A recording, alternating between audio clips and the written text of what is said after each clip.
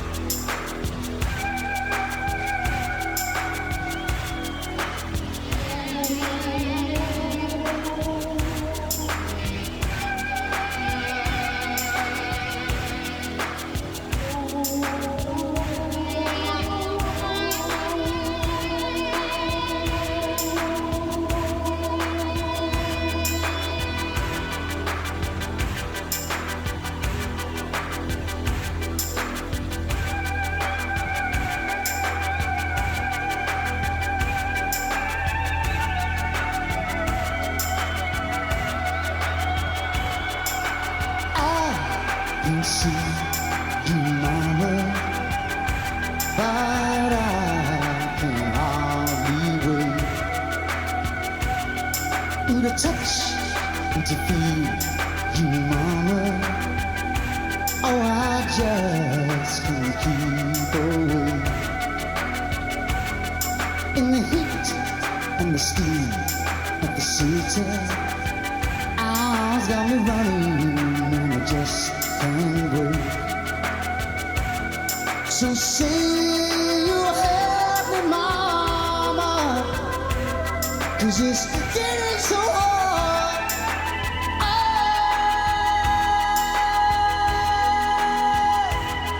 Now I can't keep you, mama, but I know you're always there.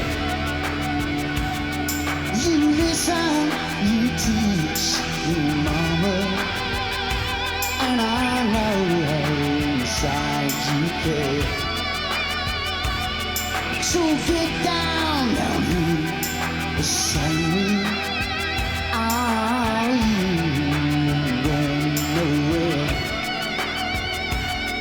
No, I won't hurt you, mama, but you know that it's getting so hard.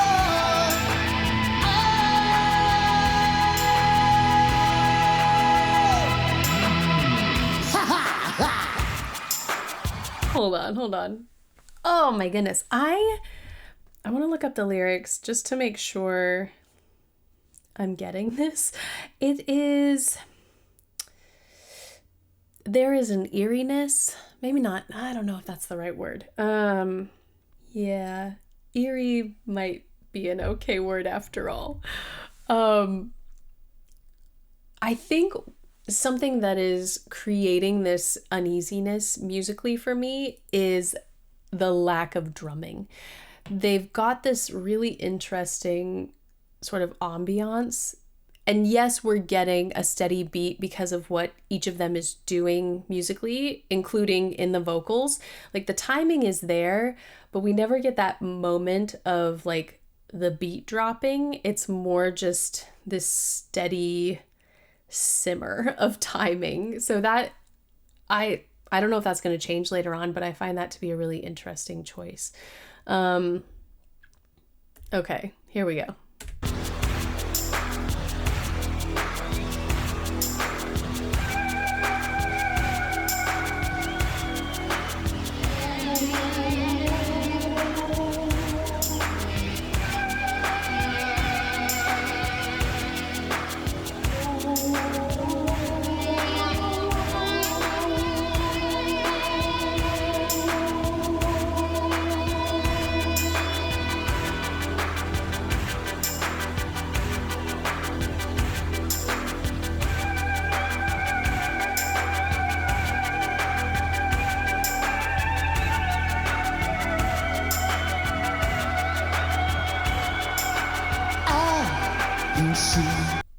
I know he's not pulling that note out of nowhere, but I do appreciate how clean and crisp it is, especially considering everything has been very subdued. And so while he can, well, I don't know if he was getting his pitch, you know, in an earpiece or like somewhere else, but if he pulled it from what was already being played, even then, now granted, Phil Collins is just in a league of his own, but a lot of singers do struggle with octave jumps. I don't know what it is about octave jumps. It's really easy to identify so many other intervals, but sometimes those octaves can just be a challenge. And so you might sing in, you know, an octave lower or higher than you need.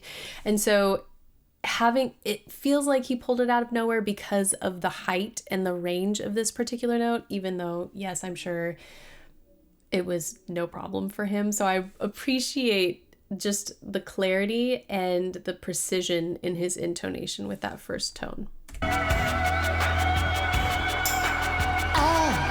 can see you, mama, but I can hardly wait. I like how steady these, I'm going to call them runs. I know they're so small, but these descending patterns, I love how rhythmically steady they are. He didn't like turn it into a slide. He didn't speed through it and wait for the instruments to catch up. Like, he was very precise in his timing, and we don't get that very often. So that was really enjoyable, and it happens again later, so I'll point that out. To touch and to feel you, mama. Oh, I just can't keep away. That's another one. His inflection. Okay, so in my very brief research, when I was trying to figure out what this song was about, it's based on an anecdote from an autobiography. And I think it's a very interesting choice when you think about all of the literature in the world and, you know, someone stumbling across this piece and finding inspiration in it to create a song. I find that fascinating. But I like that he has really stepped into a character for this piece, and like the way he sang Touch, let me see if I can find it. Oh, that was it.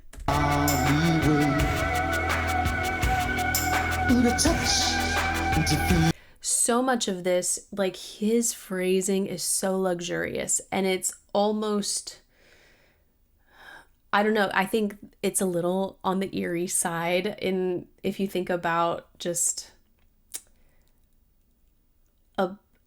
a potential interpretation of obsession. I love how stretched these lines are and just how elongated the phrasing is, and then to pull out a word like touch and just to accent it in such a refined way, it's fascinating to me. You, mama, oh, I just can't keep away. In the heat and the steam of the city, eyes eyes got me running and I just can't wait. So say you'll help me, mama. Now it's very impassioned. Like the difference in his tone, obviously this is much higher. We're getting a beautiful mix here, a firmer reduction. So that's aiding in what we're hearing, but he's incorporating this really beautiful, almost desperation in the way he's delivering this text now. And I think more than anything, I am fascinated by the content of the song, of the words themselves, and everything they've done musically has just highlighted it, which as it should, but sometimes we don't get that, and it's just really cool to hear in this. 'Cause it's getting so hard. Oh,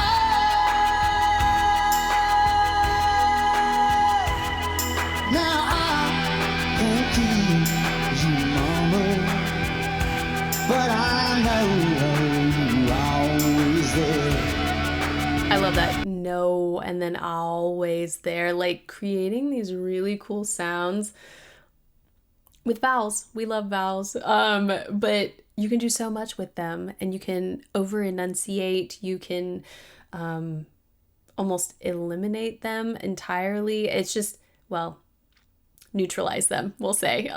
We can't eliminate them because then we would just be singing consonants, and that would be challenging, depending on the consonant. Sorry, tangent. Here we go. You listen, you teach, you mama, and I know inside you care. So get down here beside me. I ain't going nowhere. No, I won't hurt you, mama, but you know that it's getting so hard.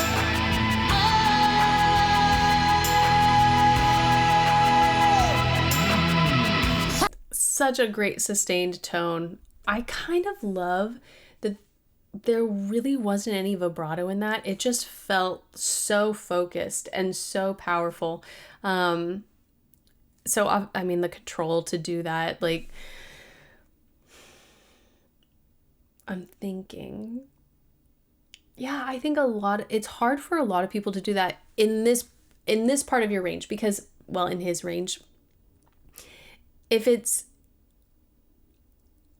in this sort of like singing place, the tendency for a lot of singers is to at least have vibrato filter in at the end. This kind of shout approach is easier when it's higher, but this just screams like so much control to me when you consider the muscle tension and the coordination with breath pressure.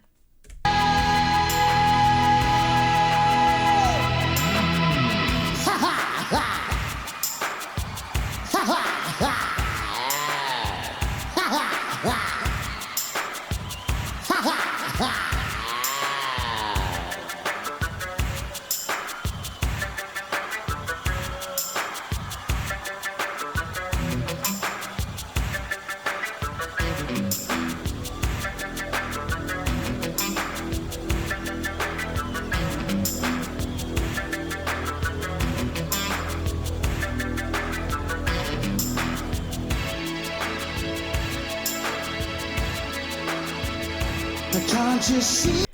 How unsettling. And what a choice. I like that after that, I mean, very, maybe not terrifying. I don't know how we would describe that. It was,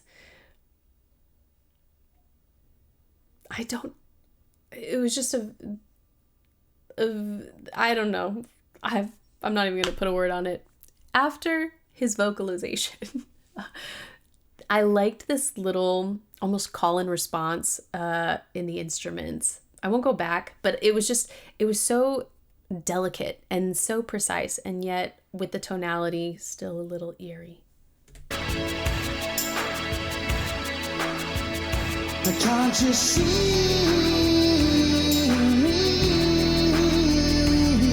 mama, mama, mama, mama, please?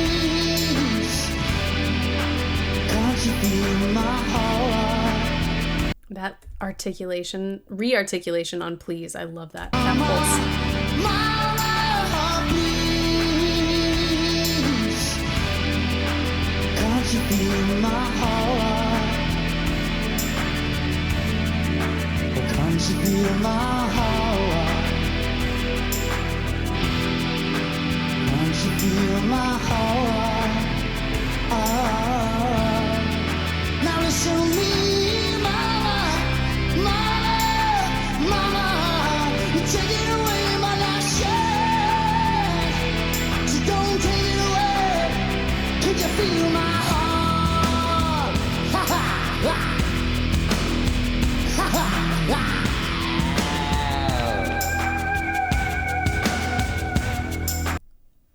We got our drum. I got my drums at least. I don't know if any of you were wanting it as well. I just am sort of mesmerized and baffled by how good this it's live. Like, he's doing this live. I don't even feel the need to hear the studio version, although I will, because it's such a great live performance. Yeah, his vocals are on point. There's so much dimension in what he's doing. I mean, he is just committed 100%, and it's very exciting to watch.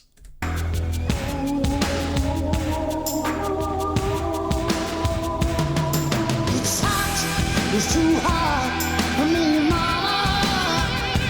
I can't hardly wait. In my eyes, they're burning me, mama. When I can feel my body shake. Now don't stop, please, mama.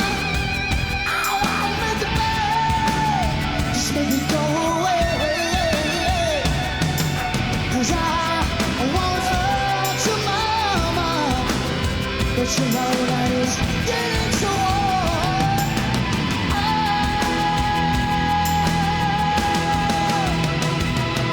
You know.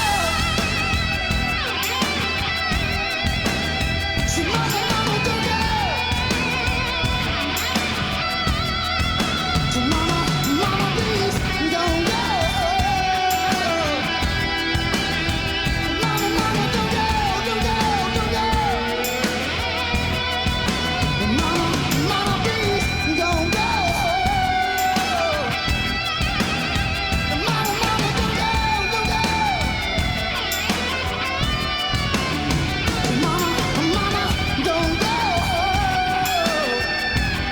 Mama, please don't go.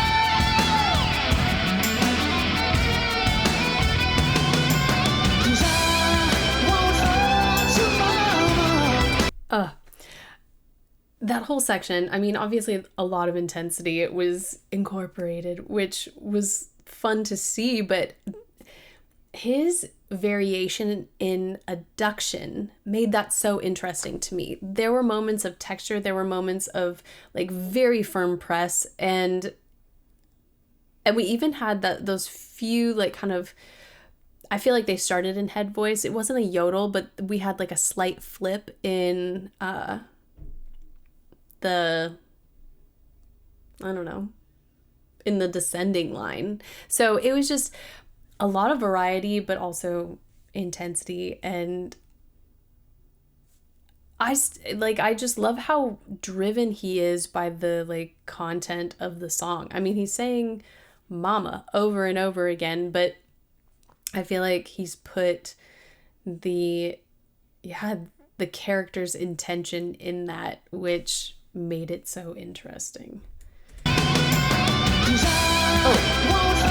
And then the reason I paused it there is because then as soon as he enters that beautiful singing tone, it's still in a similar range, but it's just a different onset. It's like when you think about adduction, the goal for most singers is to kind of be singing on like the very edges of their vocal folds, because that facilitates a lot when you consider airflow and agility, but it also makes the transition faster into whether it's firmer press or a lighter onset, an airier like sound. All of those things can be facilitated very quickly when you're already just on the edges of your folds. And so that's kind of what that sounded like to me. Like, this is his beautiful home bass sound, and before that a lot more intensity with air pressure, which was giving us that added press, and then also that added texture in some moments when he was playing with muscle tension. So just a lot of, like, if you just close your eyes and like were to excerpt different parts of this piece, you would hear so much variety. Now, we're not going to do that because it just feels so authentic. Like, every change, every shift feels like it belongs exactly where it is. But it's just, I don't know, it's really cool to think of all the different colors he managed to put in this one song. And it's not a narrow range per se, but it's not a big range. Like, we heard something lower at the onset of this piece, like in those initial verses, but even as he ascends, the drama comes from like what he's doing stylistically and less from range, at least for me.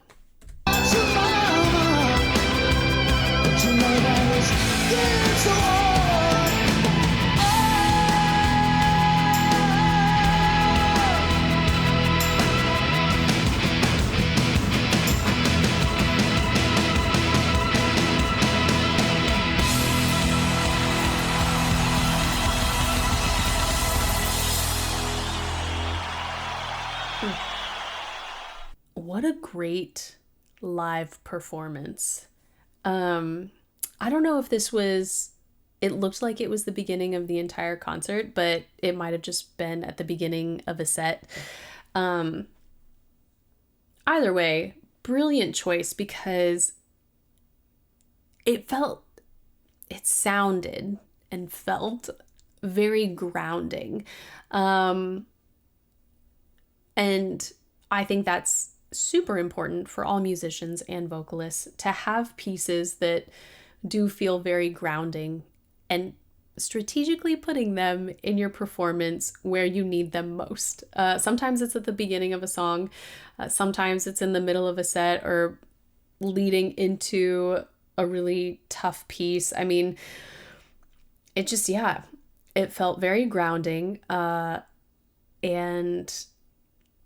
gave the audience, you know, the intensity and the thrill and the excitement that one would want from an opening number. But